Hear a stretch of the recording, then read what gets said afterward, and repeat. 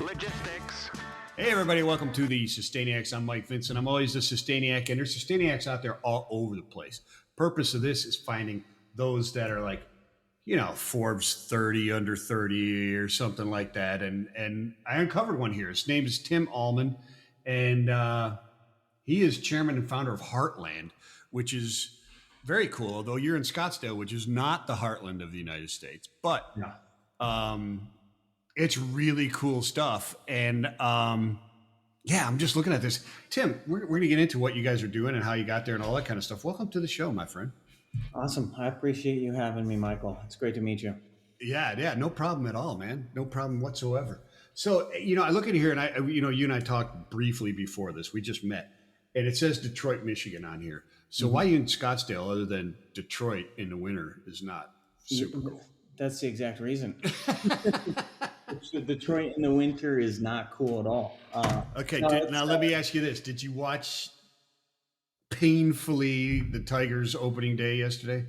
I didn't, no. I definitely should have. We got a history of showing up to the first day, the first game. But I did not see. I actually was it was out there on the West Coast near your neck of the woods where you're at right now. So oh, really?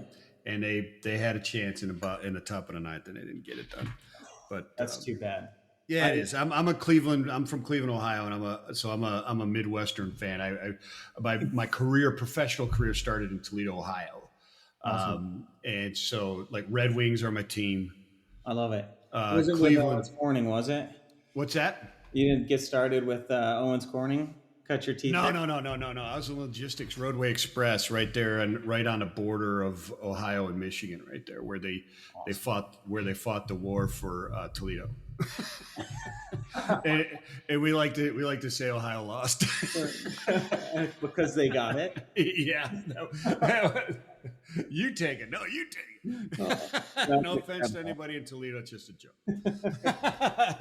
But let's get into what you're doing at Heartland, man. I mean, because it's really cool stuff. Everybody's trying to find these new materials, et cetera, and better ways to deal with the materials we have, which are both things we got to focus on both, right? We got to deal with what's already extracted from the earth, and also figure out how to extract better stuff from the earth at the same time. It's really a two-edged sword, which I kind of gather is something you guys are solving for. So lay it on us, brother. What's the pitch? Yeah, at least on the new extraction side. Yeah, recycled world, not our business, but. Yeah, I mean, at the core of Heartland, we're a materials and technology company. We're based out of Detroit. Thankfully, don't have to be there in the coldest months of the year.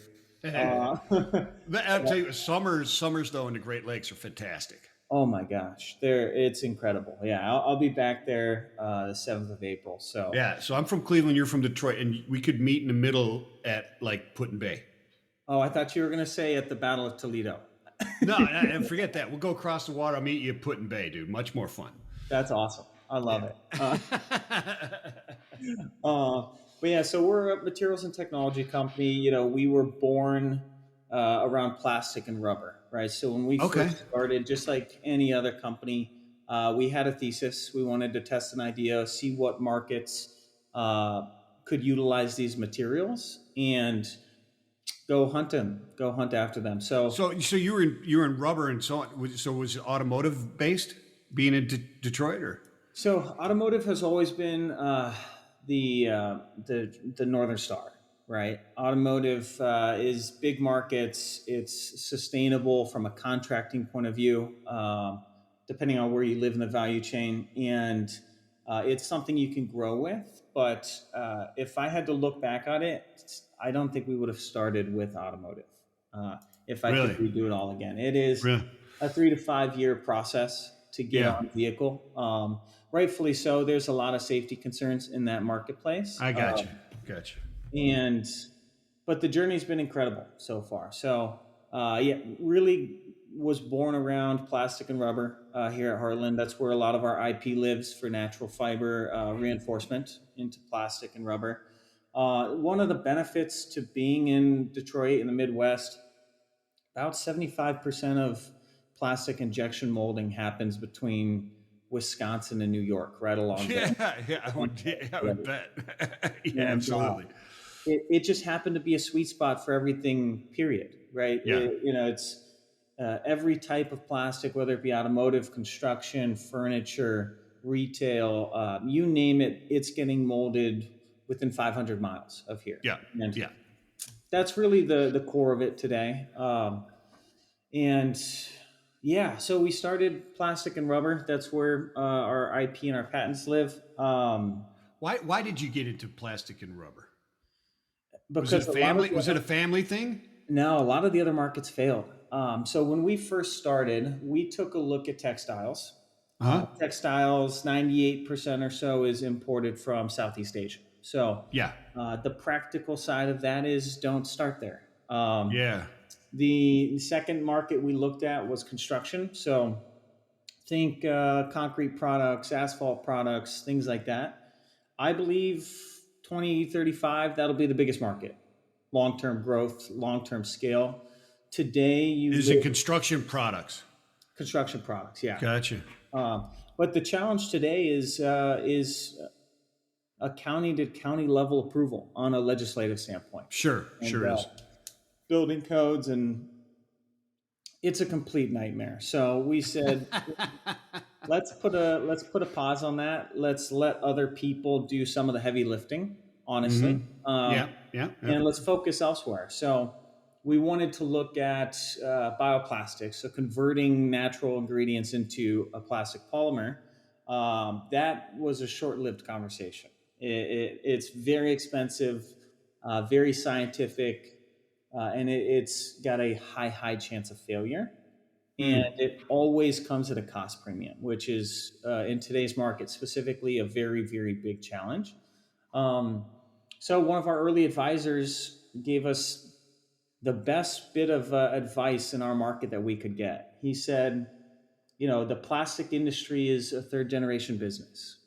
These people have been doing business together for almost 100 years. He literally just said, find a way to align with the existing relationships and you'll find a home in this marketplace. So our business changed from, natural fiber or hemp fiber based bioplastics to natural fiber reinforced plastic products, making your existing plastic stronger, lighter, less expensive, and more sustainable. And overnight, the conversation changed. So it's hemp. Yeah. So it's called Imperium on your website, right? Correct. Yeah, and that's so. Is that the modified hemp so that it can be then introduced to the polymer? Yes. So not exclusively. We use the word Imperium solely because hemp does not resonate well still. So there's a very large subset of the manufacturing world that just doesn't want to hear it. Just the name. They just don't want. They hear hemp and they don't. They're like, Yeah. Wait, I think you're going to come in there with a rope shirt and no, they do. Unbathed and stuff like that. Is that what it is? Sandals. Exactly. The expectations when they hear that word are completely out the door, unfortunately. And wow, it's really interesting. I mean, I've interviewed people in that space across the world, and there's hemp building products, et cetera, is a major thing in Europe and in the UK specifically is what the people that I spoke to is a couple businesses out there that are doing fantastic work in some of the building materials. I think ultimately it comes down to who you're selling your product to. If you're going B2C and at the consumer level, there's a love for these types of products, specifically hemp, because of its connotations.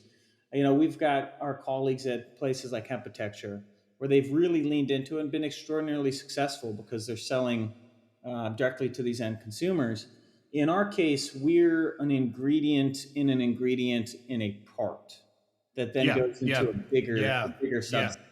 You don't make the chair, you make the chair better. You're like BASF. A while, I don't know if you're old enough to remember the BASF commercials, BASF commercials, right? At BASF, we don't make the light bulb, we make the light bulb better. Absolutely. And you always wonder, the hell do they do? Absolutely. So they're actually one of our investors. Oh, is that right? Okay, Yeah. fantastic. Look, there you go. So Shout out for Bass. funny enough, I know exactly what you mean. Yeah, yeah, yeah, yeah. They were uh, brilliant commercials because everybody knew who the hell BASF was. They just didn't know what the heck they did. and you know what? That was probably the best marketing that could have ever happened. It was fantastic because people like me would go look it up, go, what the heck?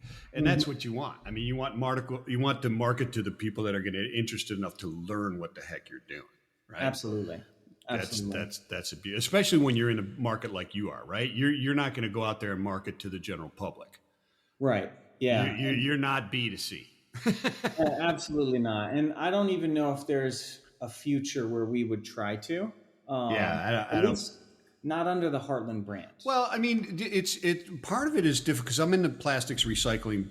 My business is in the plastic recycling, and it's interesting because there's such a difference between B2C products and B2B products. They both want the recycled content. They both want the sustainability in their content, etc. Some are more driven by altruistic, and some are more driven by legislations, laws, international trade compliance, etc. That type of stuff. But they're both driving for it. But there's just different motivations, right? Absolutely. I mean, nobody in public cares if their irrigation pipes in the street have recycled content, but the business does. That made it, right? That's a great point. I mean, there's nothing worse than another Flint scenario, right? Where in 50 years from now, we find out that recycled plastic and pipes cause a problem, and but we probably will. I mean, in some, you know what I'm saying? I mean, if history is anything, we do our best we can, right? You know what I mean? And I remember when eggs were good for you, then I remember when they're bad for you, now they're good for you again, that type of stuff, right? Yeah, it's a great point. It's always one article away from completely flipping everyone's minds. So you're making, all right. So you got bales of hemp rolled up on your website, right? So, I mean, your guise of Imperium doesn't go very far past the front page of your thing, but you're opening the door, and I get it. I mean, you're not hiding what it is. It's just right. It's that first impression glance. You got 2 seconds, man, at best, at times to go. Yep, no. Yeah, yep. Tim is smoking dope in a field somewhere, or no, Tim knows what he's doing. Right? It's that thing. So, I've interviewed people. You familiar with Luke Haverhalls and the guys at Natural Fiber Welding? I'm not, but he's a PhD chemist guy. Left the polymer industry, and he's creating stuff. They're in automotive. They're doing the automotive thing with pure. They're not an additive to plastics. They are just pure bio based plastic like and rubber like stuff. Right. That's awesome. Very, very difficult stuff. Yeah. Explain. You said it is an additive into different things. Is that your main product? Is that additive, right? Correct. Yeah. Okay. So what it is? Explain what it is and why is it sustainable? What's going down? Yeah, absolutely. So, I mean, one thing people don't realize about plastic is it's really not just one ingredient. Right. And this being in the recycling business, if it was ingredient, we could recycle the hell out of it. That's probably one of the reasons you can't recycle. Even if there's 1, 2, 3, people think, well, there's 7 types. That's baloney. First of all, 7 is just other, right? It isn't a type. It's just everything else they can't classify. But the 1 through 6, there's like a million different types in the 1 through 6 in each one. Absolutely. You can't just, It's entirely true. And the subset of market that we went after for the reinforcement, as you're familiar, talc reinforcement, calcium, glass fiber, just making existing resins stronger through compounding. And what we have found is if you can modify natural fibers properly, they can withstand high temperature. They can perform not as well as glass fiber, but extremely well. They're extraordinarily lightweight by comparison. And the cost is a cost save instead of a cost plus. And I'm assuming the energy consumption is less too. In both compounding and in molding. The energy is less. Yeah. So you'll run lower temperature for melt, which ends up to faster cycle times when you're compounding and injection molding, and that leads to cost savings. Well, and also, I mean, you're calculating carbon reduction too, right? Absolutely, yeah. I mean, you're sucking less energy. That means that you can calculate a carbon footprint better. Mm-hmm. Yeah. So we go through the whole process, and that's where the technology side of our business comes together. Is the last 4 years we've been doing table side Excel calculations for carbon footprint tracking. Yeah. And we just turned it into a web app and gave it away to people because I think everyone should have access to carbon footprint data for the parts and materials that they use and make. And it shouldn't be gatekept, I don't think. So that's another thing that that's an ancillary type of service or probably you're just giving away that came from your own calculations trying to figure your own impacts on carbon footprint. Exactly. Yeah. We ended up, it's called Carbon Report, just carbon-report.com. And it is a material and part level carbon report for the products. It calculates carbonreport.com. Yeah. Carbon-report.com. Carbon-report.com. People can just go there and grab this calculator. I mean, you sign up for free and you can just run your entire part. You could run your recycled resin product and ship a carbon report in 5 minutes. Oh, wow. Yeah, That's cool. So the carbon report that comes out of that, though, it's not certified in any way. But I mean, it's accurate, but it's not like, hey, this is my certified carbon report. I'm going to put this out there and defend myself if somebody accuses me of greenwashing or something like that. It's not a legal thing, right? It's just hey, this is where we're at internal type of thing, or is it something that I can utilize and put in my quarterly report and not have my legal team lose their mind? It's a great question. So we believe that it would stand up to just about any full-term LCA. Oh, really? Yeah, when you really get deep into it and get into the LCA world, it's a very murky and complex environment. It is. Certifying that and saying I would market to this is really up to brand's discretion, right? Someone like BASF, right, who's under a lot of scrutiny, is very, very well organized and has a well-structured process for their material LCAs. But the LCA ends at the material. There's no conversation about molding processes, energy consumption, waste and scrap produced. There's no conversation about logistics from tier 2 to tier 1 to tier 0 at your OEM level. And it's all missed. So I would go as far as say we collect more data than just about everybody in the value chain on a scalable and repeatable manner for basically free. Well, yeah, for basically free. That's true. So is this like? I mean, you're familiar. You've got this thing. You're familiar with EcoVadis. This isn't exactly. Is this on that level, like an EcoVadis? Or yes. Yeah. So it is. The idea behind it is we want to get away from secondary data. Yeah. I want everything to be completely primary, and there's no reason why it can't be. And we had just showcased a full from material to finished vehicle trial last week with an OEM. Yeah. And a material supplier. And in 10 minutes, we had a carbon report for material, a carbon report for the finished part, and then assembled on a vehicle. And then you just connect the dots between the three. And it sounds that simple, honestly, because it really is. Yeah, it's not as hard as people might think. I think they make it complicated because they think they're going to have to wind up defending in a court, and it's easier to be complicated because then people get confused and go, oh, yeah. Well, that's a great point. Yeah. And there's a lot of money in complicated things. Well, and there's professions out there we won't directly name that make money over complicated things. Right. Making it complicated is the name of their game, right? Exactly. It really but let's get back to this. Mm-hmm. So we went off on that carbon report, which is very cool. Can anybody use it? I mean, is it just for production, the carbon report? So right now it is for material suppliers and part makers. Okay. We're integrating over the next few months finished goods. So think like you're an e-commerce store owner and you want to get a full emissions of your business, and really all your business is shipping 10,000 units of one thing through Amazon, right? Gotcha. Or Shopify. So there will be a day where we can do that. And that's really just, bulk materials going into parts, going into packaging, going into logistics, and energy in between.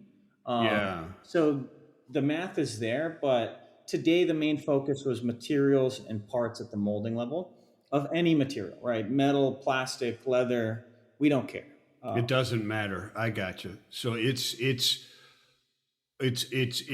all upstream into the part manufacturing right now. Into each unit. Yep. Gotcha. Well, yeah, into each unit, right? It's not into the built. Correct. Yeah. Yeah. So like Gotcha. we wouldn't have a vehicle at the finished component, but we'd have the sub-assemblies and the part. Yeah. Gotcha. Which theoretically they could just do those separately and add them together, right? We just add it together. Yeah. Pretty much. I hate Yeah. to say it's that simple, but it's that simple. Pretty much. I mean, it's a little more complicated than that, but I mean, it's not. We're not talking about quantum physics or Yeah. high end business calc or anything like that. It's Yeah. pretty silly. If you know the order of operations, you're probably in good shape. Yeah. It's funny because we can't even say like rocket science anymore because we land rockets nowadays. We bring them back and land them. We don't just throw them in the ocean, right? Yeah. So we I gotta know. say quantum physics now. Yeah, it's great. Like the interview the other night, I don't know if you saw it with the Doge guys. He goes, "So this isn't rocket science." He goes, "Well, I used to be a rocket scientist, but no, I'm doing. I mean, it's like a common thing, right? Yeah. This isn't rocket science. Well, actually, it is, but it's pretty simple, anyways.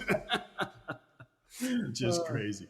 But okay, so your additive and that type of stuff when you put it in there, it makes it stronger, it makes it lighter, it makes the process better, right? Right. So theoretically, putting it into not theoretically, I mean in reality, if I'm building something, and I'm like, let's say this was plastic, it's not. Let's say it was plastic. Now, if it's lighter and stronger, that impacts the carbon footprint moving forward as well, because it doesn't take as much energy to move it and that type of stuff, right? Exactly. But is what the material strength to it? Where does that come into play, right? I've got a plastic pen; it's strong enough. Where is the demand, and where does it come into play in that area? Is it? Because immediately when you say it's better than glass fibers, I immediately think of, wow, are you solving windmill blade issues? That day Potentially. will come. Yeah, probably. Well, windmill blades are a specific type of glass fiber that we're. Well, I mean, I obviously I'm not a polymer engineer and I'm not into all that different type of stuff. So where does that go in that it's better? Where is this being utilized? In what industry is going to go, you know what, we need to look into that because it solves this issue? Yeah, absolutely. So I think the first step that we went through is can we mold in the existing geometries for parts, right, and just have a stronger part, right? Stronger, lighter weight part. So we have the existing geometries you're talking about. Is this just a drop-in new pellet, or do they have to change? Gotcha. No, drop in new pellet that just runs at a lower temperature. Right. So that's where we started. If you could imagine. Let's just say, for example, you've got a car bumper and it's 2 millimeters thick today because of the material you're using has a certain strength. If you've got a higher strength material, maybe you can go to 1.5 millimeters and you can shave off 25%. So there's a couple benefits there. For one, you're using X% less plastic, which is a start. It's something you can talk about. And then as soon as you start making thinner, stronger products, now you're using even less plastic. And you can talk about those things tangibly. You don't even have to say hemp fiber in there. You don't even have to say bio-based or natural fiber. You could simply say we use 30% less plastic. And that's quantifiable just in purchasing. Yeah. But you're saying so you less and stronger, or because it's stronger you use less and therefore you come out with the same strength.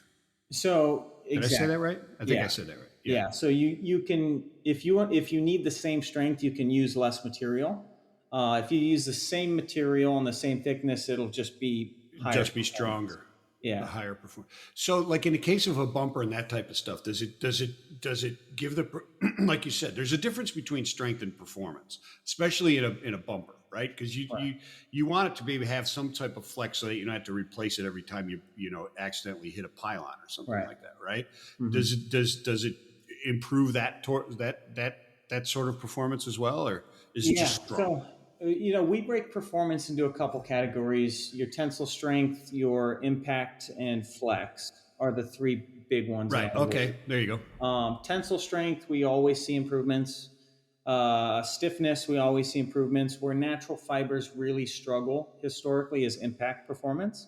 Mm. And impact performance can be improved upon both in processing and chemistry. So, um, those are things we've Is it the sudden energy transfer of the impact that causes it versus like a slower flex type of thing? um, think of the impact problem more at a molecular level, where you've got a synthetic material that just doesn't bond well to a natural material because the Okay. chemistries are so different. Uh, Yeah. and if you can bridge that gap Yeah. effectively, both through process or chemistry, then you solve a lot of problems. Got you. Got And you. and that's not unheard of, right? You have to do that with glass fiber. You have to do that with talc products. These are technologies that are well established. You've just got to formulate properly for it. Right. Right. Right. For that, I got you. So it's just all right. I understood. All right. So you've got all that going. So now it, from the production side, the energy side, all that type of stuff is it's more sustainable, right? Mm-hmm. Because hemp is like a fantastic crop to grow, right? Yeah. So at the production level, we get to tell an incredible story. You've got a crop that uses very little water, uses or has an incredible land utilization, right? So we're harvesting grain off the top of our crop, we're harvesting fiber off the bottom of the crop. So we're getting 90+% utilization out of the field from a Right. biomass point of view. We've got a remarkable root system that goes 4 feet deep that helps lock in soil and prevents, think like nitrate runoff. If you're familiar with the blooms, the algae blooms in Chicago, 100%, and the red tide, et cetera, all that kind of stuff in Florida and so on. Yeah. exactly. Yep. And if Yeah. you can lock soil in better, you can prevent that very, very easily. And it's because of the nitrate leach. Mm-hmm. Yeah. And a lot of that is caused because we throw so much new nitrate on the soil, right? I mean, part of that is our issue because we keep throwing nitrates because the soil's depleted of nutrients, right? It's almost a self-created problem that Yeah. was born out of necessity from another self-created problem. But It's funny, it's funny how that works, isn't it it? really is. But it really doesn't have to be that way. Like there is a marriage between synthetic fertilizers and regenerative agriculture. There Yeah. really is, But there's a and balance. There's a balance that needs to be struck, right? there is a balance there. And like you can use what you need to use in soil, but keep your root structures, and that's where you get a lot of benefits in the field. Gosh. And that's the problem today is everyone just destroys the root systems, and Well, there's reasons for that. isn't the hemp like if I mean you harvest the hell out of it, right? I mean, because you use 90% of the plant, Right. but it's also like a great rotational crop, right? Because it reintroduces all the nutrients into the soil, even though you're harvesting 90% of it. Absolutely, and it all comes back to the root system. So we take just about everything above the surface, but Yeah. because we've got this 4 foot root system, think about. Um, so in the world of farming, one of the big problems is compaction, right? Your tires, Mm-hmm. whether it be tires, rain, whatever it is, just compacts the soil, and then nothing will grow. Right. A strong root system prevents compaction, and if you've ever seen corn growing next to a gopher mound, it's like 2 feet taller than everything else because the gopher mound Mm. loosens up the soil so much so that the roots can take place and grow, and that's where you really win long term. Next time I'm hunting gophers in Iowa, I'm going to look for the taller. Absolutely. I mean, there's been corn. I've seen corn that was 6 inches out of the ground, and then a gopher mound, and there was like a 3 foot corn. No kidding. All It's right. it is nuts. It's hilarious. but it really showcases why people till today, right? You Yeah. loosen Yeah. up the You soil. gotta turn it over. You gotta turn it over. And Yeah. I believe long term, you don't have to if you've got the right systems in place. Right. Because, well, and the reason I bring this up is because, when you remove land Mm-hmm. from other purposes to theoretically produce something that is more sustainable, sometimes it produces a unintended negative impact that's not calculated, that people are starting to realize. Like, as we talk through different things, we think we're doing the right thing, and then we wind up 10 years later going, man, we really messed that up. Hemp isn't one of those things. This is you're not, because it can be used as a rotational crop, right? So Right. you're just going to grow a crop and plow it under anyways, Yeah. It's right? it's interesting. I think um, the challenge we got ourselves into with farming is really of our own making. If you could imagine it, as a farmer, you're looking for consistency. You're looking Yeah, for better yields, better incomes, yeah, and your contracts are probably fixed to a single commodity, right? You don't have a contract for 4 or 5 different crops. right. You've got a contract for corn, or you've got a contract for soybean. So you grow corn or soybean. Some places you'll go back and forth between the two, but if you only have one contract or you only have one local grain bin that takes corn, you have to grow corn. And in that scenario, you're putting a lot of stress on soil, right? You don't have an opportunity for root growth because you'll get rot. You'll have a lot of problems with that same root going in the ground year after year. Um, there's opportunities with cover cropping where you can really impact that in a beneficial way, but not everybody does that. Mm, Um, so there's reasons why we kind of got to where we are today. yeah, You know, Consistency, chasing better yields, just getting caught up in it and just following the trends. right, right. You know, I'd say everybody in the process is to blame, the incentives behind it. But Yeah, I personally think that farming is going to be the solution to the climate problem. I think there is a very happy marriage between regenerative agriculture, synthetic fertilizers, the need in certain circumstances for pesticides and herbicides. I think there's a fine balance between all of them. And I think if we master our root systems, that we will solve all those problems. wow, that's pretty bold statements, but I can't think of an argument against it, though. It's definitely going to be something that impacts it dramatically. I Mm-hmm. agree with you 100%. When so the production of of your imperium, your process, right, for processing, is obviously positively impacting the environment. The process that produces the parts with yours in it is obviously improved, right? Less energy consumption, Right. less plastics have to be used for the same strengths, tensile flex, Mm-hmm. impact, etc. What about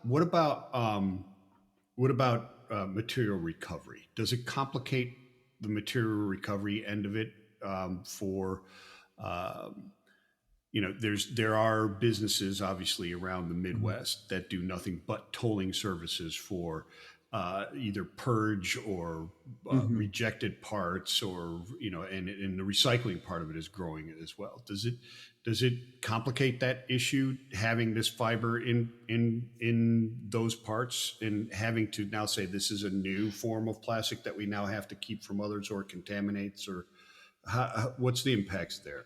Yeah, if I was sitting in your shoes as a recycler, I would say anything in plastic makes it worse. Just because. Well, I mean, theoretically, yeah, it does. I mean, just because people, and a lot of the specs that are in there, in not a lot, but in many times, some of those specs and desires and rejections of there's no foundation to them. They just Right. do, right? Yeah. No, you're exactly right. And I think, yeah, at the end of the day, if you're blending anything into the plastic, it makes it harder Yeah, from virgin. The other sure. answer to that is you'd have to use 100% virgin everywhere, which I think the world has already started to desire to transition away from. 100%, 100%. Now, if I But look it's a at, case of if I'm taking yours, it can be recycled though, even with the oh bio yes, in it.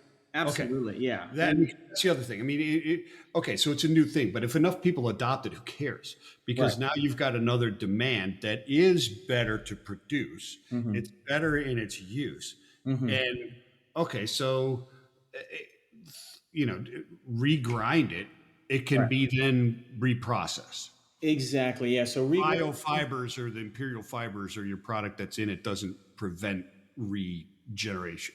No, no. So regrinding is standard for our marketplace, and it Okay. actually there's a benefit to using natural fibers instead of like a glass or a talc for that process. And as you can imagine, if you're filtering through unsorted plastic, you're using a water tank, right, for Yeah. float filtering, and Sure. um, the benefit to a natural fiber reinforced versus a talc or glass is we're still under a one specific gravity. So our product will float into the polypropylene polyethylene bucket Mm-hmm. rather than the other bucket, which might be, PA6, PVC, whatever it could be, Yeah. um, as well as polypropylene with talc or polypropylene with glass that falls into that bucket because it's heavier. Um, so there's a benefit there from a weight point of view and getting Mm. into the right filter at the beginning stage, Mm. and then being able to regrind it is the regrinding process. So Is there a spectral identification to it? Can it be done by the spectral analyzers to understand that these particles have your stuff in it, or have you not gone that far yet? I haven't gone that far, but I would be Okay. shocked if you could not. Yeah, I would. It would seem to me they would. It's a different material, so Yeah.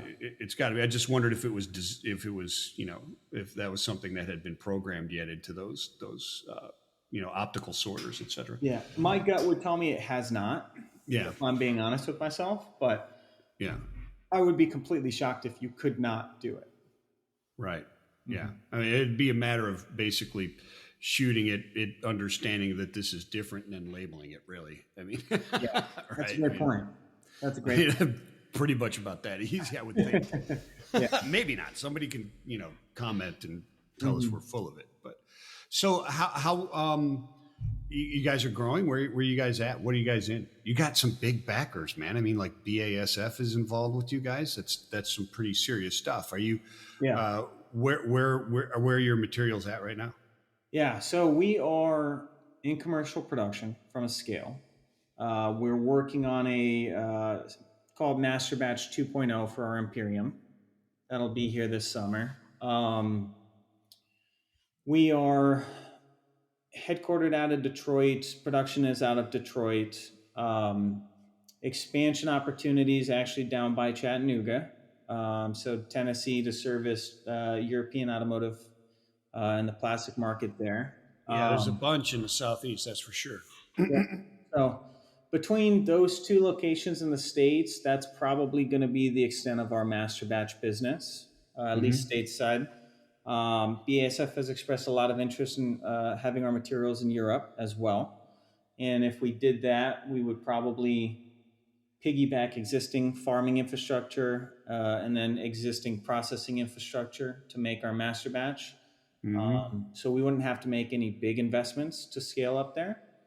Outside of that, probably looking down into Mexico, if I'm being honest with myself. Um, a lot of manufacturing is in the automotive space is done there, and it's Mm. only going to grow. And all of our business cases are created in Mexico as well. Automotive parts, construction, furniture, as well as they have a textiles marketplace, which is a natural evolution of our business over time, looking at functional performance textile products. Gotcha. Mhm. That's fantastic stuff. So yeah, I mean, you've covered the rest of my questions. Where, that's the what's next for where you guys are going, right? Yeah, well, that's the what's next for current business product. Okay. All right. Uh, All right. You got your eyes on some other stuff you're gonna solve here, or what? I think, well, I think the thing that was most exciting to BASF is that our feedstock, right? Think about it at like a molecular level. You've got proteins, fatty acids, you've got cellulose, lignin, core natural molecules that are found in the hemp crop that are grown for very little water, very little maintenance, and can be scaled up quite rapidly. Okay. And I believe that there is a very strong future where products made out of soybean oils or linseeds or flax oils can be replaced with hemp seed oil. Um, I believe that there will be groups converting lignin and cellulose products into biopolymers or the 100 or 1,000 other things that can be created from it, and they will need a stream of material. And I see a future where we can centralize a lot of that to local farming and local manufacturing. And I think there's probably 100 business cases I've never even thought of that in 10 years from now, a derivative of this feedstock can go into it. Much like naphtha, if you're familiar with in the petrochemical process. There's one feedstock that creates thousands of everyday products that we know. Right. And I think that hemp fiber and hemp grain could be the feedstock for that future. And that's a much bigger concept. We do a lot less tactical work in that world today. Is it a more universally usable oil, or is it like you were implying the growth it's much more efficient and cost efficient and operationally efficient and environmentally impactful to utilize that oil? So the oil is better yield, better performance, is what we've seen. So if you could imagine, for example, you put in a kg of soybean oil and a kg of hemp seed oil. Yeah. Your yields out the back end for soybean oil might be, half kg, but with hemp seed oil, it might be 65, right? Like 0.65 kg. You'd have Wow. So like 25% better. Yeah. So we have yield increases, and it's just based off the fatty acid profile of the oil.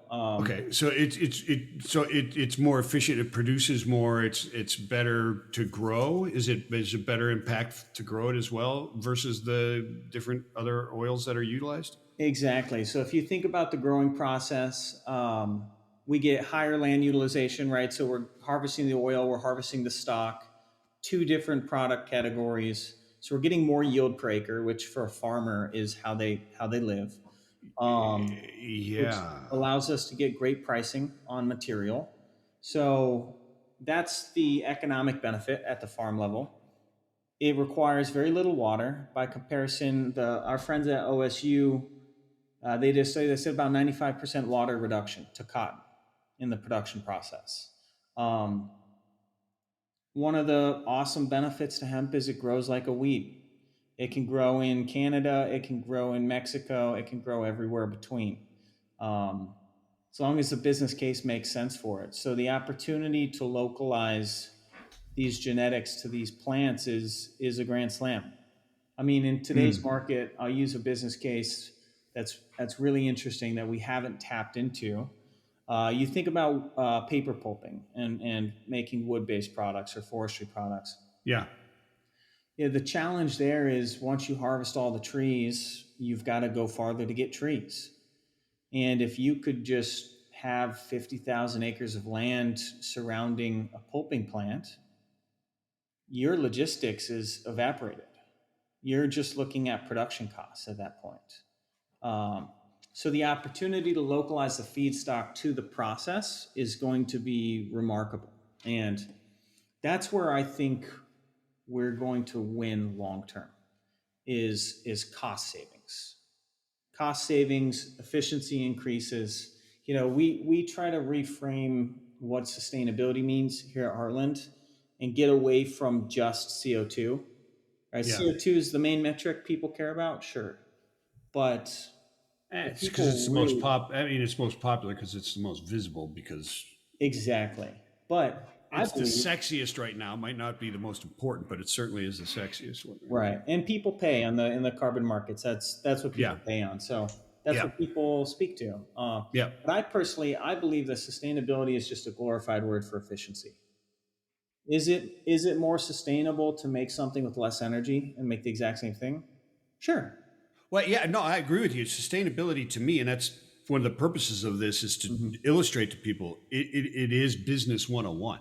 Mm-hmm. Well, actually, it's probably a 400 level course because it is now you're getting into the nitty gritty. Sustainability is Exactly. not running around hugging trees and chaining yourself to bulldozers. It's Yeah. actually getting into the molecular sciences Mm-hmm. of hemp seed oil. Exactly. Yeah. Right. And That, it's interesting. And it even scales beyond it. We first saw the challenge with COVID and supply chains. Everyone knew what supply chain was overnight. Um, we saw and stressed global logistics networks. We're seeing it even more today with your CK Hutchinson out of Hong Kong and the stress that's being applied on a political level. And people see that yeah. and see the challenge and say, how can I de-risk my value chain and localize a part of it? And where does it make financial sense? And I honestly believe that this is where nature-based products are going to thrive. So, and that's very cool, and I agree with you. Your argument is very, very solid. Not that you need my validation for it, but I do agree with everything that you're saying. When you talk about hemp specifically, Mm-hmm. and you talk about the singularity of product for farmers in Mm-hmm. general, you're a corn farmer, or you're a berry farmer, or you're a tomato farmer. Right. If you're a hemp farmer, is it not possible then to be multiple products just from hemp? Because Oh you yeah. could right, because you could be making the oil, you could be Mm-hmm. taking the fibers, you could be taking the cellulose, I guess, content for Mm-hmm. paper pulp and so on, right? Yeah.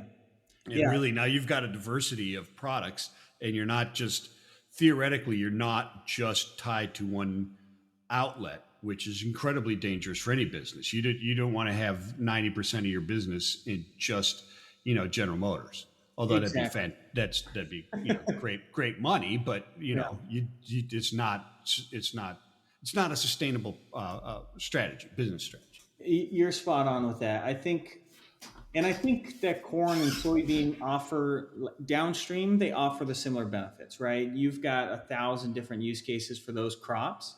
Right. Um, and with the farmer, I would personally say that it's limited at what they can do at the farming level. And I think that hemp fiber and hemp grain opens that door up at least a little bit, Yeah. even more. And Yeah. You get one extra avenue for revenue, and that's a great benefit. exactly. Yeah. And I think, with a lot of technology and automation and the ability for farmers to reach more buyers faster, I Yeah. think is going to further catalyze that ability to be multi-crop oriented, where, in the past, distribution was limited to the one local mill or the one, local distribution partner that you could reach. And finding new business avenues was more complex. Uh, Right. and I mean, in the plastic space, I look at groups like Madium who are doing online distribution for recycle. They're just opening doors so people can find more product faster. And I think technologies in the future will arrive for similarly in the agricultural space, where you've got farmers. I'm not saying getting directly connected to final buyers, but getting a step closer to a final buyer. Mm. Um, I absolutely think that technology will help guide and simplify that, and that'll allow people to not have to just be corn or just be soybean farmers, where they can be multiple crop. They can be hemp and corn or and soybean. Yeah. Yeah. They really could. They really could. That's fantastic stuff. So the way I'm hearing the way you're speaking is right now, these are the products that you have, but the future is Yeah, develop into all kinds of different things that you could go into and absolutely. subsidiaries, et cetera. Yeah. And really Yeah. there's two big challenges I see specifically within the hemp marketplace, but time is a huge challenge. Time to market for a lot of these products has historically been the killer for a lot of companies in this industry.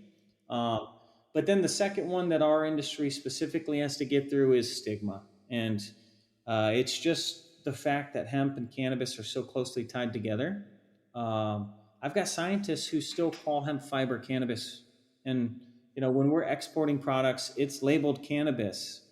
And if you could imagine shipping cannabis anywhere in the Middle East, it comes with its own challenges as well. Yeah, I'm sure. I'm sure it does. Well, I mean, I mean, and the laws are, it's legal. Like cannabis is legal in California and in Arizona, but not if you cross the border with it. Right. Exactly. Just like Absolutely. Yeah. it's crazy. Yeah, but that's just the way it is, right? I mean, and people think cannabis. But the U.S. was a cannabis producer as the colonies. Or Yeah. not a hemp producer, not cannabis. We were the hemp producer.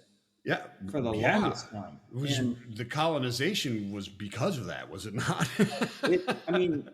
It was I would say it was probably one of the top reasons. And back in the day when agriculture was such a big piece of society, I absolutely think it was. And then the hippies in the 60s started smoking pot and ruined the whole business for us. That's true. It's all their fault, man. It's interesting. I think even during the war, they re-legalized it because we ran out of materials. For a few years. I remember seeing an advertisement, and it was like, Uncle Sam wants you to grow cannabis. They were talking about hemp fiber. It's hilarious, but I think that might have been a Grateful Dead poster that you saw. It could have, yeah. Could have been Jerry Garcia, not Uncle Sam. I think it's got an incredibly promising future. I know right now in the world of sustainable materials, coming off the back of like a Danimer bankruptcy, the sustainable materials marketplace needs to really get their story down. It needs to transition from this is a bio-based product and you're going to buy it for 2x more because it's bio-based, to the benefits that if it costs more, you need to articulate that beyond sustainability.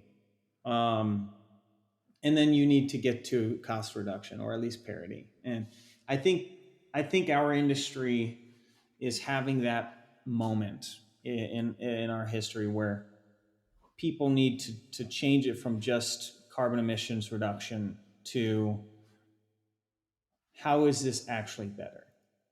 And I think if they can't, we're going to see a lot of companies go away. And you know what? It's a fantastic movement because in the broad scheme of things, it drives us more towards virtuous or conscious capitalism, which is what I argue is that's the goal. I mean, if all businesses operated under how are we impacting society instead of just stakeholder primacy and wealth extraction. And I'm not against capitalism in any way. I'm just saying virtuous or conscious capitalism is sustainable, right? And the other is not. One is and one is not. It really is. And it's funny. I'll use regenerative ag just because it's so near and dear to the heart. We've run the numbers on regenerative farming practices, and it is more economical to farm regeneratively than it is to farm conventionally right now without much of any changes. And, it's a balance of natural fertilizers to synthetic. It's a balance of using plant protection when you have to. It's always use plant protection. Always. And it's interesting. We're running the economics for tillage alone. So if you can imagine, you've got a big old tractor, and you're pulling a 12-foot wide plow that goes, let's say, 3 feet deep. Yeah. And if you could change, and you can only go about 4 miles per hour. Yeah. So 12 feet wide, 4 miles per hour. Now imagine you're in a tractor where you've got 36-foot wide tillage, but it only goes 3 inches. So your whole root structure is the same. You're going 3 inches in depth, so you get a good seeding. And now you're 36 feet wide, and you're going 12 miles per hour. Yeah. Think about the economics on field, on how far you can go with your time and your fuel consumption and wear and tear and stress on your vehicles. Now, the next question is, how do you get to that where you can get away from a 3-foot chisel plow? And that's just being conscious and thoughtful about soil compaction. That comes down to putting a cover crop in the winter so that the ground doesn't just get pounded all winter long. It's maintaining a root system in your soil. Like a hemp root structure. Absolutely. Among many more, right? Rye cover crop has an incredible root structure. And there are ways to do that. And that falls directly in line with, if you need synthetic fertilizer, apply it. Just don't mess up the root system. And it allows you to work faster, work harder, be more efficient. You save money on every acre. I personally think that with the shift from the small farmers we saw 20, 50 years ago to corporation farming, we're going to see a shift in ideology in these people. It's going to go to the bottom line, right? If you're in private equity and you have 100,000 acres, you're asking yourself, how can I automate this process? Automation needs simplicity. If you can make it simpler, automation works better. Okay, well, I want to do more acres faster. So you're going to look at technology that can do that. You're going to look at principles and practices that work. And then once you prove it, once a private equity group says, hey, regenerative ag is more profitable, you can't go back to conventional. You just can't. Because you're not competitive anymore. And then everything switches overnight. Right. And that's that's one of the best stated cases that you could apply across all industries. How you described not only what you just said there, the regenerative, but the whole analysis of how you have to farm or how you have to till the soil every year, and how you go about changing that type of thing. And that's what we're talking about is sustainability is deep business learning. It's going in and understanding these things. And it's also driven and provides through to conscious or virtuous capitalism, because it's not the financial structure that is screwing it up. It is the drive for wealth only. Right. And there's no problem with driving for wealth, but understanding the impacts will make you wealthier, actually. Right. If you run it. That's then you don't just deplete and run on. Yeah. I agree entirely. Yeah. Which is it's fantastic stuff, dude. I would ask you for a final thought, but I think the last one you just did was fantastic. Yeah, it was awesome. So, are you sure you guys are making this or are you guys an agricultural thing? Because you sound like you're an agricultural company now to me. It's funny. We have gone a long way of positioning ourselves not as an agricultural company. Yeah. But at the foundation of what we do is we sell ag products, right? Well, and I mean it in a very, very positive way, because I was just on LinkedIn. One of my buddies on LinkedIn, and I'm 36 years in logistics, right? So I have anyways, he was just talking. He's a very super nice guy. He found this chocolate, and he's like, "Look at this chocolate! They support the farmers and all this other kind of stuff, and blah blah blah blah blah." And they're this small boutique chocolate that costs like twice as much as Hershey's and stuff. And I'm like, right. Yeah, except Hershey's just spent $500 million to improve the farmers in, what I mean? So like that, and that's what we're talking about is Hershey's is an ag company. Right. Yeah. They're making chocolate, but they're an ag company. You wherever you're getting your raw materials from, that's the business you're in. And if you're not thinking that way, then you're not virtuous, you're not a conscious capitalist, and you're not sustainable, and you're going to eventually fail. Absolutely, absolutely, and you're spot on with that. It's interesting. I think the U.S. and agriculture is a great use case. Mining is a great use case. Petroleum, I mean, we're very, very good at. We're great as a country at all these things. But I think, in farming, the challenges with Brazil and their yield increases is remarkable. They're absolutely crushing it. And if we can't compete, then we're going to lose a lot of business in that world. So I think we're going to see big innovation in farming over the next decade. And I think that's going to lead towards regenerative. I think we're going to see big innovation in mining to centralize and bring back some of these processes. But I think it's going to be very innovative mining. Petroleum, I think we're already probably best in the world, maybe second best in the world at it. We produce more oil than anybody in the world. Yeah. So which people don't even realize. Yeah, I know. They're like, oh no, Iran, oil price is gonna go up. Why? It's 4% of the world's supply. Yeah. we shouldn't impact anything. Right. Yeah. So it's fascinating, but I think there's going to be a lot of great shifts over the next 10 years, and honestly, I think we've found that certain things are also just not great for our health as a entire species, and we're going to improve upon those because we want to, and because quite frankly, we have to. yeah, we really don't have any other choice than to embrace it and move on. There are those that fight against certain things and oppose due to different ideologies, but those will drop out. I think we're witnessing where people are kind of going, why are we so diametrically opposed to things that are actually positive for us? And that realization is coming about, which is quite encouraging. Because, I was 100% certain that we were going to be extinct and we deserved it. Now I'm 100% certain we're going to be extinct eventually, but it's not because we deserve it. That's fair. I'm truly optimistic about. Me too. I really am, and it's interesting because the more people I speak to who are obviously very intelligent and well learned and very curious intellectually like yourself, not to blow any smoke, but they understand what the precipice of which we're standing on right now, and it's very positive. It's a very positive outlook, and I appreciate that very much. I appreciate your time today, man. It's been fantastic. Thank you. It really has, you, and hopefully we'll catch up again and do some more in the future.